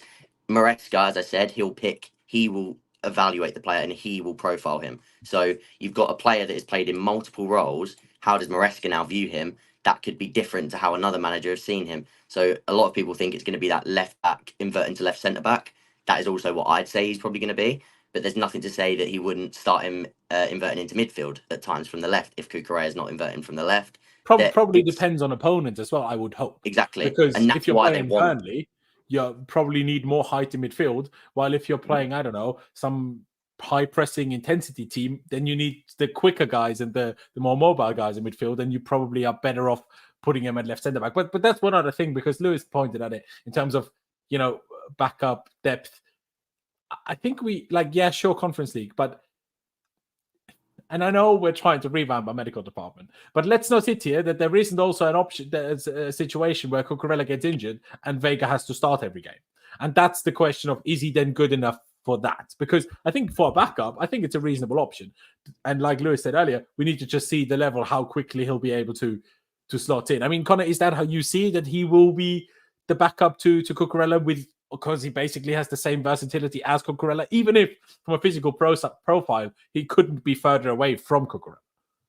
I think he starts the season as the backup to Cucurella, and then I think, like you said, I think it then comes down to what you want in certain games, like in this Swiss Army knife concept of having players that you can have to fill different roles. I think Cucurella, the aggressive tenacity of him, sometimes I think Maresca's going to love that about him. If you want to invert him into midfield, if you want somebody that can hold a tiny bit more width game to game, if you're not going completely inverting, because sometimes he'll actually build in the 4 so he can hold as the left back. There's different options as to what you'll want.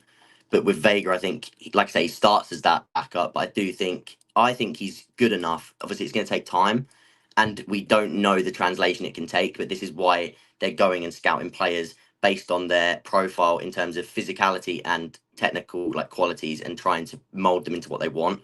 Because then that is when you'll see. And I think environment is so important when you're bringing these players. Of course, when you watch him at Basel or you watch him with the Portugal under-21s, you see different types of players because their environment of how they're within that team is different. And most players, once you put them in a better team, they will look better. It depends how upscalable they are as players, but it can make or break.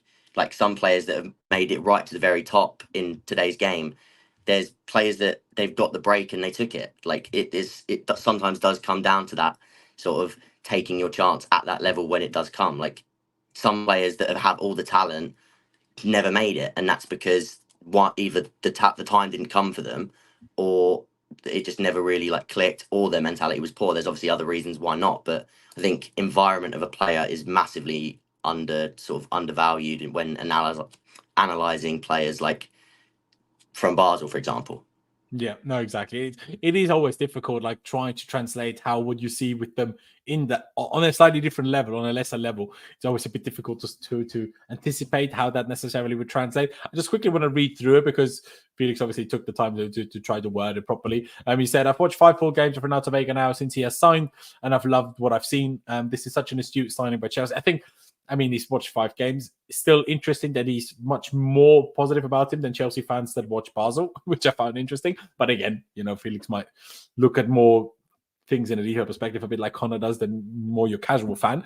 I've seen him in a variety of positions, playing as a fullback on left back at Augsburg, playing as a left centre back, a left back reverting into midfield, and as an out-and-out midfielder. On that note, I quickly want to highlight this comment here by iTest again. He says he's too slow for centre back. That may be true. The thing is, we won't play a normal left back anyway, so that's why I don't think it's going to be a particular issue. But yeah, there you go. To continue with that, the first thing that stands out is his height. He's 6'3", by the way, just for people, because Felix doesn't specify here, which is tall, and we most certainly have needed a bit of added height into the team, so that is most certainly a good thing. He absolutely dominates aerially. He's also very well built and is extremely physical. One of his most underrated qualities is of how much of a bully he is, and he's always using his arms when defending or when dribbling from midfield. He goes even further by always pushing his opponents when they don't have the ball, often when he's defending as a centre-back, just to annoy them. It's Rudiger-like, and I love it. I love that as well, to be fair. He's very fast, which I like hearing. He covers ground brilliantly with his long legs, but his acceleration is also great, which surprised me a bit, or surprised me given his height. He has very quick feet when dribbling for his height, and he has great footwork when defending 1v1. I've only really seen one game where he was properly tested defensively, but he was very good. Got low, kept a good level of aggression, was on his toes, and maneuvered his feet quickly to follow the attacker. He's also, of course, extremely composed on the ball. His first touch from receiving is always great and always opens up the game. His long balls are outstanding, not just switches of play. He opens up defenses so well. He can make direct line breakers as well, slightly less common, but he has the quality. He doesn't use his right foot often when passing, but he's comfortable to use when receiving. His dribbling is very strong too, quick feet and powerful. His versatility is a testament to his ability. He obviously isn't perfect. There were times when he switched off defensively, didn't track runners behind him, but I noticed this more at Augsburg than at Basel, the club he was at before Basel. He every now and then is over-aggressive, but it's usually controlled. He also has quick feet and a good touch, but this is for his height. When playing in midfield, he can still get caught up or caught out when put under pressure, and this will be accumulated more in the Premier League. When watching him in midfield for Basel, he had so much time with the ball. I think this is a brilliant pickup. I'm not an expert on him, as you can always watch more, but with the qualities I have seen, I almost wonder what more you could want. He's so good. The combination of physicality and technical qualities is a joke. Along with his huge versatility, for 14 million euros, it's a steal. I personally see him playing as a left back, inverting into centre back, at least for the opening months at Chelsea. It fits his profile perfectly with his passing, dribbling out, height, and defensive qualities. He's very impressive in midfield as well, but I think there will be an adjustment period with how intense the pressing is in the Premier League. There will also obviously be a general adjustment period with the quality discrepancy from the Swiss League to the Premier League, but it's got all the ability to be a top player. And hey, I didn't do the same research that Felix did, and I didn't watch 5 full games of him. So I would be an idiot if I sat here and tried to say, no, he's wrong. It sounds good. I can't lie. It sounds quite good. Lewis, from your perspective, you said obviously you're not an expert on him. I'm not sure if you had read this thread by Felix before or not, or heard what Conor had to say about him. But like I say, from purely a principle perspective, we added a player that is tall, strong, which we needed, but also still quick. So we're not adding, I don't know, some slow-ass centre-back to the team, because no one wants a slow-ass centre-back if you're playing with a high line. He seems to have a good touch. Portuguese players have a lot of similarities with Brazilian players. They are usually technically is rarely the problems of any Portuguese player. No matter, like even Portuguese goalkeepers, they're usually the ones that are good with their feet because they're Portuguese. They're just born that way. So that is a positive for me, because technically, for example, Badiashile can pass, but I still don't trust Badiashile sometimes when he receives the ball under pressure or it's a slightly overhit pass or whatever. So someone with high level technical ability would, give me confidence. But why did he cost less than half the price of Badiashile though? I don't know. So, Lewis, where do you stand? And also, where do you see, because we spoke about Cucurella and Renato Vega, and we're almost assuming that it will be Ben Chilwell that leaves. Let's see if that happens. Or do you see at all an issue of now having Cucurella, who can obviously play centre back, Levi Colwill, who's left footed, and Badiashile is left footed, and now you're adding another left footer there, who we potentially need in backup to Cucurella off the left hand side, but we also have so many left footers in attack also that are still coming in Esteval and Kendrick Paez.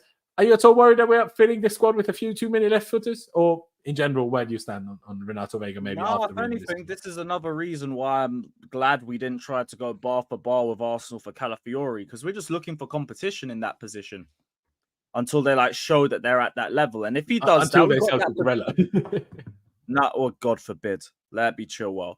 But you got depth in a bunch of different positions, and he should be playing left back in the Conference League game. So there's a route for him into the team. In terms of centre back, I'm a bit unsure, because we already have 2 left-footed centre backs. So I don't really think you're going to see him there, barring an emergency, unless he's that good. But yeah, I'm fine with it. It's a very low-risk move, and I'm glad we didn't have to spend too much on this sort of position. It's a guy who will develop, will get better.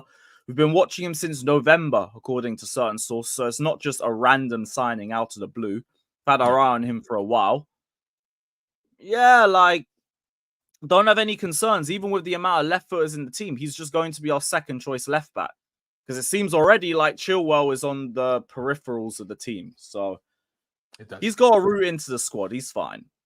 There you go. Conor, any final thoughts? Obviously, you said already, you echo most of what Felix said. You added some to what Felix said already. Any more to add? Overall, is it still a bit underwhelming? And we're trying to pick out positives for a player of in this price range? Or is he much better than his price range would suggest, in your opinion? I do think he's much better than his price range suggests. Of course, again, the sort of analyst side of me and like the amount I've watched him and sort of bias I grew towards him, I would have loved Calafiori, but in that the same way, that would have then seen Cucurella on the fringes because Calafiori would have been the starting left back, inverting in from left centre back. So again, and I think Cucurella has been excellent, and I hope and I think Maresca will love him. So I think he'll have a big part to play in terms of filling a role. I think he's perfect for that. Cheap, fills multiple roles, can move across multiple, and he has that exact, like Lewis said, like he just because he can fill multiple roles, he still has the exact spot where he will sort of be considered. It's just that he can also do a job elsewhere if need be. But that backup left back, the only bits from the Felix bit, because like I say, a lot of the stuff he talks about with his physicality, like the long range passing, even medium range passing, very incisive. The two things that I sort of highlighted that I didn't hear or see in that was the way he protects the ball well with his back to play in midfield. Because obviously you said about how he maybe can't play in midfield, but when he inverts from left back into midfield, his ability to actually sort of use his body with his back to play, because obviously a lot of the time when you're playing in the pivot, you're sort of bounce passing back towards the defense. He's very good at using his like frame to actually allow him to do this. And even if, like Felix said, with the pressing and how he will be pressed a little bit more intensely in the Premier League, the way he sort of protects it, and also the way that the Premier League is reffed in that sense, when he gets pressed from behind with his back to play, I can see him protecting it to either to 2 points where he either keeps the ball and recycles it or gets a foul. So I'm not too worried about that sense with his back to play, because I think he uses his body really well, not just his arms, but also his legs, and putting his legs sort of like his front leg out in more in like a strong manner, so that if when he gets clipped, it is a foul sort of thing. Like he manipulates his body well. And then I actually think Felix did count on this, but like really to echo like that long stride and the way he eats ground, because I saw somebody put in the chat that he's not quick enough for left back. I think physically absolutely is. I think he eats ground really well because of that long stride and the way his like running style. So I definitely think he has more than enough to play as that left back. And like I say, inverting into left centre back and being a recovery defender in the channels, he can definitely do that too. So they're the two things that I would massively sort of like capitalise from that write up and my own thoughts. Where would you, if you had to try to compare his pace to current players, in particular of mostly the centre backs, I guess, who would you like put him closest to, so maybe people get a bit of a better idea rather than just saying, okay, he's fast? Like, are you thinking more like he's really good fast, or is he like Levi Colwill fast? Yeah, it's pretty like Colwill, Badiashile. Like it's more like stride than it is. Maybe he's quicker than Badiashile. Maybe Colwill and sort of like Chalobah. Sort of. Okay. They're like because what I did like is, like, if you're 6'3" and you're athletic, then you're gonna be fairly quick over long distance purely because of the long strides, almost no matter what else you do. But the fact that Felix highlighted that he's also quite good on acceleration, considering his height and size, I do think that is a positive, because it's one thing being quick, like I say, long distance with long strides, but when you're getting counter-attacked and, I don't know, the midfielder right in front of you, or you yourself lose the ball in an unfortunate position, you can't just be quick 20 yards later. You need to be quick trying to recover straight away. So that is a good thing, because that's the one thing I feel like Levi, for example, lacks a little bit, that instant like acceleration, instant pace. So I do like that if we add someone like, because Fofana has it, but I think Fofana is the only ones of our current centre backs that is also quick in acceleration. Not Fofana level quick. I don't think he's not Fofana level quick. I wouldn't have expected so, but yeah. There you go. Fair enough. I do like it. Now, unfortunately, though, guys, we have to get into a slightly more depressing topic. Obviously, it depends on how everyone sees things in terms of how depressing it is. But, well, I highlighted the wrong thing, so ignore me. Let me try that again, because I do have the Fabrizio tweet here somewhere. There you go. Exclusive from Fabrizio Romano. Liverpool are closing in on a deal to sign Rio Ngumoha. I'm going to try to pronounce it. Born in 2008, which, by the way, mental. As he's leaving Chelsea Academy, Liverpool are set to break historical wage structure for Academy to sign Rio, who's highly rated by the club. Deal set to be completed soon. I've also seen since that supposedly the wage offered by Liverpool is actually less than what Chelsea offered him. So, because there's obviously a lot of people losing their minds of how could we and stuff like that. Yeah, apparently. I can't remember where I've seen it now, but I've seen it somewhere. Oh yeah, Pice posted it himself. I'll bring it up in a minute. But I didn't even know that. Some guy called Academy Scoop claimed that. I didn't know that. Let me quickly get it up. Where is it? There you go. That's very interesting. So yeah, I don't know if that makes it sound worse or better, because on the one hand you're like, okay, well Chelsea tried. On the other hand, well, he still left. So what does that say about Academy, that we pay him more and he still chose to leave? Make of that what you want. I mean, where do you stand on it? I'll go with you first, Connor. You seem to be one that is fairly upset about this, and everyone that seems to have any clue about what's happening in the academy seems to be quite upset. But this Pies told us that as far as he's aware, Chelsea view him on a level of like Estevao or Kendry or Musiala. I'm not sure if that's fully the truth or if that's trying to, spread the word that Chelsea rate him quite so highly or whatever. I don't know. It's difficult. I know Estevao and Kendry aren't much older than that at all, in particular when we initially signed Kendry, but he's still only 15. I know he turns 16 next week or in 2 weeks or whatever, but still, I saw a statistic recently that I'm not sure if this was in England or all of Europe, but of footballers that tear their ACL before 16, 0% make it to be a professional footballer. So talent is one thing, but luck is another. Like luck, and obviously your environment plays another role. But how bad of a blow do you see this as? And do you see this as a bad sign for the Chelsea academy? Like in particular, obviously Neil Bath has just decided to leave. Sure, we're restructuring it and we're getting good people. Obviously, what's his face? Joe Shields is playing a role. We're getting someone else in from the Manchester City academy who certainly also know what they're doing. But I mean, do you feel like this at all could have anything to do with Neil Bath leaving, or like I say, and how much of a blow do you think it is? Overall, with the Chelsea academy, actually, like the restructuring of it, I'm not as sort of like annoyed about it as others. I do actually quite like that they're trying to mirror what is going to be in the first team across multiple like structures, including the academy and including Strasbourg. But who says you couldn't have done that with Neil Bath? So I feel like you didn't have Neil Bath to leave for that to happen.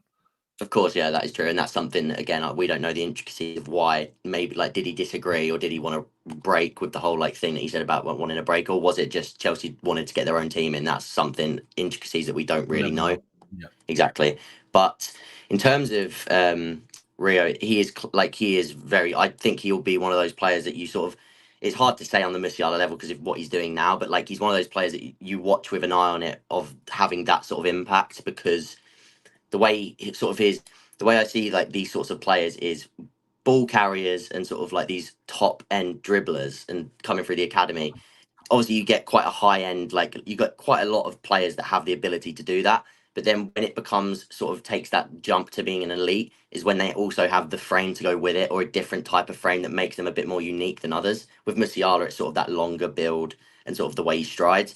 With Rio, it's more of he's got that sort of top heavy frame, and the way he sort of uses his body, it's quite combust. So it's different to a lot of people's frames playing in that position, and how he sort of carries the ball with that low center of gravity as well.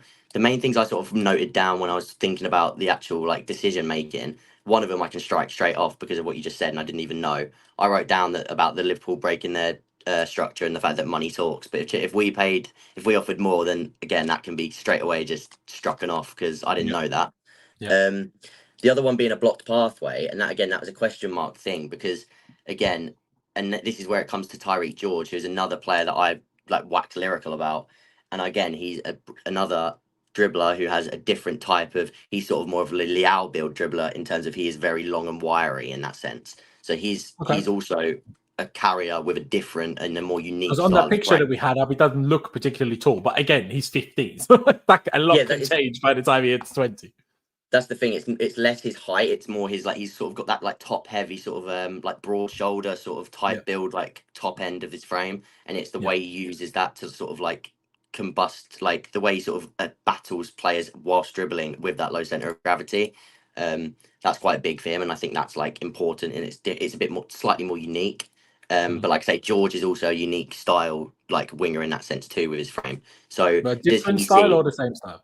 Different in the sense that George is a bit like he's a bit more like Leao. He's a taller, sort of like more wiry dribbler. Like his legs got like a bit longer. So like Rio.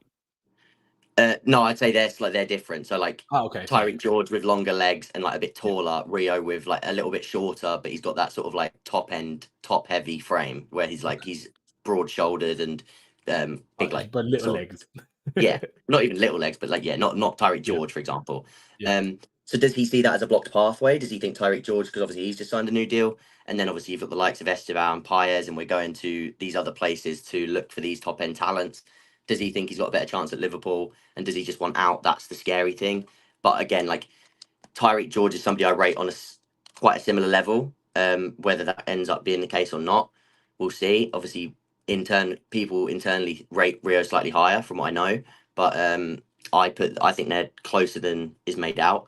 So whether that plays a part, I'm not So sure. you But he wouldn't is quite definitely. go along with the sentiment that he is quite of the Estevao and Kendry level talent. I Difficult think to say maybe, at that age. I very much yeah, so. put it this way. I think they're both special. I think Rio and Tyreek George are both special talents, which is why it's hard to say, because Kendry and Estevao are also like special. So it's maybe they're not right with them, but they're close. Like if they're not on that level, they're just below it, sort of thing. So Fair enough. it's tough. It's a tough one, but like if we did our best to try and keep him and he hasn't, like, and he's gone, then there's not too much you can do. Well, not too much now that we can do. Yeah, of course. That's obviously the thing. I mean, this is Pice's second account, if people aren't aware. He says lack of pathway and seeing other academy players flip for pure profit played a part in the decision to leave the club. Many people unhappy about the owner's model around Cobham and feel like the academy is being neglected for equal or worse talent purchases. And this is what, because like Conor said, from the position we're in now, we offered seemingly more money than Liverpool. We seemingly tried to keep him. There isn't that much more you can then do. It is like, but from the perspective beforehand, is anybody really surprised when you hoard talents from all over the world at not necessarily always the craziest of levels, David Washington, and then you have these players that at 15, 16 need to make a decision. Do I stay here? Do I go somewhere else? Of course, they're going to be more likely to choose somewhere else if you've put 6 players that are 3 years older than them in their positions. Like, of course, they're going to feel less likely to have a pathway. And I mean, someone said there he saw Kendry and Esteban and got scared. Maybe this was more his parents. But is that not an understandable thing? If you've seen the club buy players that are a year or two older than you in your position, or around your position anyway, you're going to feel less likely you're going to make it because, well, it's just less likely. I mean, Lewis, where do you stand on it? I assume you're probably no expert on Rio before any of this happened now, but see, basing on what everyone has said, do you think this is disappointing? Do you think this is a bad sign for the academy, or is it just what it is, and we move on? Like I've seen a lot of people try to make Musiala comparisons on Twitter, and I don't get it. Because there's no way any of you have seen enough of this guy to be this annoyed about it. Yeah, so what if he could be really good in 5 years' time? How about we be good in 5 years' time? And then we won't care. How about that? How about in 2-3 years' time, we should be competing for, if not winning, league titles? And then we won't care. We care about Musiala because our club has been in a bit of a mess for the last 5 years. Like, I know people say the last 2. No, let's remember the Roman era. It was the last 5 minus the UCL. Let's call it what it is. Yeah. So that's why we're annoyed about Musiala. If we had a team that was on par with the team in the noughties, nobody would give a damn. Nobody would care. So build up the first team. That's what truly matters. Not this. Like, Rio clearly wanted to go to Liverpool either because there's a better pathway or some personal reason or whatever. I don't care. I couldn't care less about this one still. My thing is the first team, not a guy who, look, respectfully. That's the problem, isn't it? Half the signings we make aren't even for our first team. That's the problem. We already have a first team ready and we're just adding to it. That's the thing. The rest is just all players that are either going to develop and either break into it. We have Robert Sanchez in goal, bro. We're sticking with him. The goalkeeping situation. Look, less said about that one, the better, innit? But our defense should improve without Pochettino. Our midfield is good enough and our attack is good enough. The rest is just either youth players who will develop to that level or that we sell for more money. I understand that side of it. If he don't want to be involved in any of that, and like we still could have potentially found him a really good pathway into a smaller club where he'd have a bigger platform to play in, like an Amari Hutchinson, for example. If he don't want that, come. If everyone likes to rate our academy as much as we do, there should be another Musiala regen there anyway. So it's fine. The only problem seems to be that we're losing 2 kind of left wingers from the academy, and we don't have any others. According to what I Tyreek George. Yeah, other than Tyreek George, but he's already above the under 18 level. So yeah. Well, then academy left winger. There you go. Yeah, no, absolutely. Then for the first He team, actually but made it onto the bench for us when we had injuries. That Rio kid didn't. No, but he's 15. He wasn't even allowed, I don't think. Hey, Ethan Wanyeri was 15. He got to play for Arsenal against Brentford. True. The age ain't a problem. But I think the year does play a difference whether you're allowed or not. I don't know exactly the rules on that though. I thought it was just age specific, but I don't know either. It might be. I genuinely don't know. Just quickly, and I know Lewis needs to head off in a second. I just want to ask him one more thing after this one. Lewis, just quickly, this comment here by George. He says if he chose Liverpool over, this comment I meant. If he is that big of a talent, why did Man City go all out for him instead of signing Ryan Makaidu from our academy, or Arsenal, Bayern, or Dortmund, the best talent in our academy, right? What's your reaction to that kind of comment? Like, I don't know. I feel like he's pretending like it's still 2015 and Liverpool. Honestly, I think we're deep in a scenario that I just don't think anyone even needs to deep in the first place. Like the fact that it's even a big news topic of the day for Chelsea that a 15-year-old has left the club is a bit crazy for me. Like maybe but don't you think that great contradicts itself a bit when we're sat here hyping Estevao and Kendry, who are like 6 months older than him or a year older than him? At least they're playing first team football for their clubs. Yeah, but at and the very reason least, he's they play not is because regular we first team don't give him that chance. Not he might be good enough, or he's just in a But you can't compare. Okay, he's in Ecuador or Brazil. It's a bit easier to. But we know a bit more from them because they're playing regularly in the first team for whatever club they're playing. That's more of a step up than an academy player. No, 100%. From our perspective, you're right. But seemingly, the people in the academy do rate him very highly. Who have seen him. That otherwise they wouldn't have tried to keep him with a bigger offer than Liverpool offered. So I do think it's a bit sad, but I also think it doesn't really matter. Otherwise, we would have just sold him for more pure profit. Yeah. But quickly, Connor, on this comment here by George, do you think that's a bit like what would you make of that? You guys, I do have to bounce. I gotta rush out. So take care, everyone. Appreciate you. Good take care. Make sure you subscribe to Lewis, guys. Bless up, guys. Take care. Have a good one. Cheers, bro. Yeah. Firstly, a lot of there was other teams in for him. It wasn't just Liverpool. Like that, there was other teams interested. From what we already know, from what other people have said, like there was other teams in the race for him. It wasn't a case of only Liverpool wanted him. It was only like one team in. And then in the sense of sort of like Lewis was saying, whether to like make this big news or not, I personally, if you hold the same opinion with him now as you do with the Musiala type scenario from years ago, if you don't care about this news now, you then, in my opinion, you don't have the right to then also moan about, but Chelsea let go of Musiala, because they are the same. No, I completely agree. Then you're either in one boat or you're in the other, in my opinion. If you don't care about this, then you shouldn't care that Musiala is now balling for Germany. Or Rice or any of them. Yeah, exactly. Yeah. Whereas if you do care about this now, then yes, you do have the right to sort of say, Chelsea missed the boat. Chelsea, this could be another occasion where they missed the boat because they did it. Although Musiala was still a bit different because it was with his mother moving back to Germany. As far as I know, it wasn't purely all a footballing decision, while this seems to be a footballing decision. Yeah, when I say missed the boat, I mean like obviously like a missed opportunity as such. But yeah, that's how I view it. I think you're more than in your own right to have that sort of opinion of, he's a 15-year-old, he doesn't affect us now. But then if you're going to have that opinion, then you also I don't think you then have the right to say Musiala, look how we missed Musiala, because it could be the same thing. There's nothing to say it won't be. So that's how I see it. Fair dues. Just two more small topics to touch on before we wrap this one up.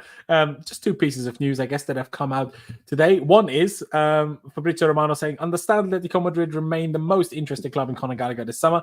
Atletico have made contact with Chelsea for Gallagher, as he's one of the names on the shortlist. Not an easy deal, as still expensive, but Atletico interest is genuine. Where do you stand on Gallagher now, Conor, after we've signed Dewsbury-Hall? Like, after we've signed Dewsbury-Hall, is there even as much as you and me, we think that it would be good to keep Gallagher, is there even a point in keeping Gallagher now that we've signed Dewsbury-Hall? Or, like, how do you stand on that now? I think if he's kept, then he still has a place, but it would be as the Caicedo, like you would see him as the backup to Caicedo, whereas and then Dewsbury-Hall would be the left eight. Isn't Lavia the backup to Caicedo, or do you think Lavia will be the backup to Enzo? Yeah.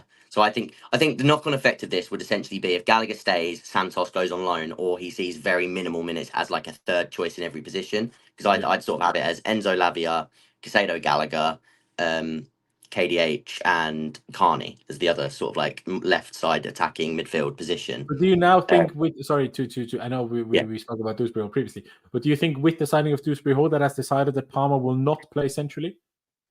Unfortunately, yes, I think so. Unfortunately, I hope as the season goes on, he gets chances in there and like sort of maybe Maresca thinks that, like I say, I mean, it wasn't a Maresca signing decision, but maybe he starts with Dewsbury-Hall for the first half of the season, implements things, and then starts to move Palmer inside and make that, because I do still think that would be the best place for him in this system. But from what is happening right now, it's more likely now to suggest that Palmer will start on the right than it is to suggest that he'll start as one of the number 8s, in my opinion. Of course, we don't know. No, we don't. I mean, but I will say though, is I certainly much prefer Conor Gallagher going to Atletico than I would to Spurs or even Aston Villa, because abroad would annoy me less. And also, he could then probably do well in the Champions League, and I can, say suck it to all the Chelsea haters, to all the Gallagher haters. So the other thing to take into account with it is, if he did go that way, it screams of 2 deals. It screams of Gallagher going one way and Chelsea putting money towards Amarodian. Yeah, is Amarodian because initially he was said to be a striker, but I've also seen people talk about him as this like as winger as well. Am I confusing things here, or is he? For me, he's an out-and-out striker. It's an absolute box. But again, if you still go for him, doesn't that make you a completely stupid signing? I know he only cost €6 million, but still, we only have 4 international loan spots now. Like that seems to be one thing that Chelsea seem to completely ignore. Like we only have 4 international loan spots. Like sure, I'm sure we'll get some friends in England. And why did we pay £19 million to Aston Villa for Kellyman? Well, probably to send a few loanies there down the line, I think, anyway, because otherwise why the fuck would we have done that? But because international loans, they are limited, man, even to Strasbourg, right? I mean, I know you can only loan 2 players to the same team anyway, but or is it only 1? I think it's 2. But I also think Gallagher would do really, really well at Atletico personally. I don't know how you see it. Oh, Simeone would love him. Exactly. He would absolutely love him. Yeah, exactly. And I think a certain Rodrigo de Paul, who a lot of people rate and like a lot, I think Conor Gallagher plays ahead of him. But hey, we will see. I'm not sure if they could be used together, obviously. But I'm saying if you put 1v1 against them, I think a manager picks Gallagher. But anyway, and the last bit of small news that I would like to touch on. Let me just take this one off here. It's not the biggest one, but it comes from Sami Mokbel, I guess, and we kind of hinted at it earlier already, I suppose. But even if the article also has Saxi on it and obviously Ten Hag, Manchester United are considering Ben Chilwell as one of their options for a potential left back. Just to finish this one off, Chilwell is a really tricky one for me because people know, like, I like players that have won something with us. I do think that it's important to keep those types of players. I do like that he seems to play a big role in helping players settle in at the club, at least last year. I'm not sure if that is still the case now, but certainly last year that was the case. And I think he seems to be a good guy as well to have around, but genuinely, because we touched on it earlier, he doesn't seem to fit any role that Maresca's system has in it. So even if I don't like selling to rivals, I mean, if you get an offer, for me, you have to say yes. As much as it feels a bit bad, and I like Chile, and he was fantastic in 2021. We don't play wing backs anymore. So, and that's what he is. So even as an out and out left back, I don't really think he's good enough and that's not even mentioning the injuries at the moment. If they make an offer, I take it. But obviously, I just worry that we're getting lowballed again, and then it will end up, we'll say no to everything, and then we'll sit here with Vega, Cucurella, and Chilwell, and maybe on August 31st, Cucurella gets sold because we get 50 million offer, and for Chilwell, we get 15 or 20 million. How do you view that? Pretty much exactly the same as you. Yeah. And again, I think we're in the minority with fans of having also that sort of attachment to players because they've done well in the past, and it does make it hard. I was the same with Mount, and again, a lot of people don't like that. I was the same with Havertz. A lot of people don't like that. It's not to say that I don't think it's the right decision to sell them, because I do think it's the right decision to move on from Chilwell, and I do think it makes sense for the squad, and I also do think better players ahead of him. But having said that, of course, there is the emotional aspect of it. He won the Champions League with the club. That holds a place in a fan's heart. That's how it is for me. That's how it is for you. That's how it is for many. So same with Gallagher, same with a lot of those players, like obviously not the Champions League thing, but with Gallagher in general as a graduate. Academy So product, that's how it is for me.